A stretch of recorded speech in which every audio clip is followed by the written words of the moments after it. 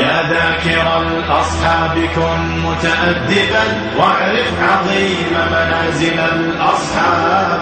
هم صفوة رفعوا بصحبة أحمد وبذاك قد خصوا من الوهاب. يا ذاكر الأصحاب كن متأدبا واعرف عظيم منازل الأصحاب. هم صفوة رفعوا بصحبة أحمد وبذاك قد خصوا من الوهاب. هم ناصروا المختار في تبليغه فجزاهم الرحمن خير ثواب.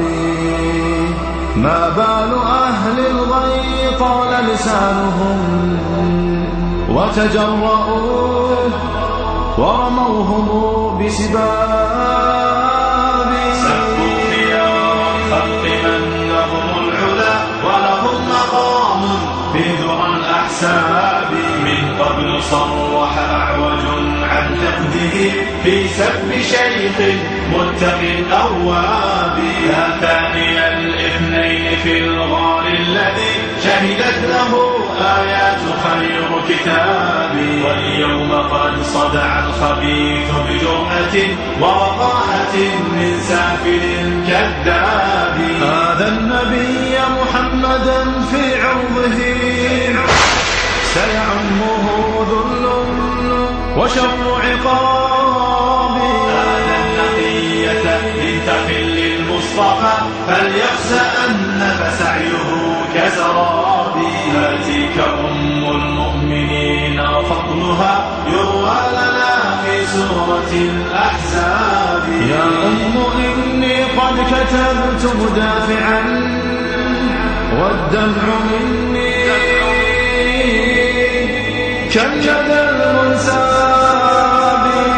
من ذاك يجرؤ أن ينال لسانه من زوج خير العجم والأعراب. يا من زعمتم حب آل نبيكم أخلت جماجمكم من الألباب.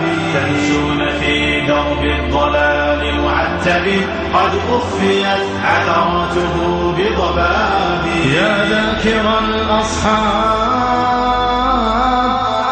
كن متأدبا. يا ذاكر الأصحاب كن متأدبا واعرف عظيم منازل الأصحاب.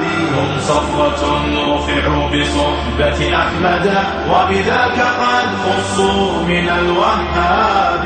يا ذاكر الأصحاب كن متأدبا واعرف عظيم منازل الأصحاب. هم صفوة رفعوا بصحبة أحمد.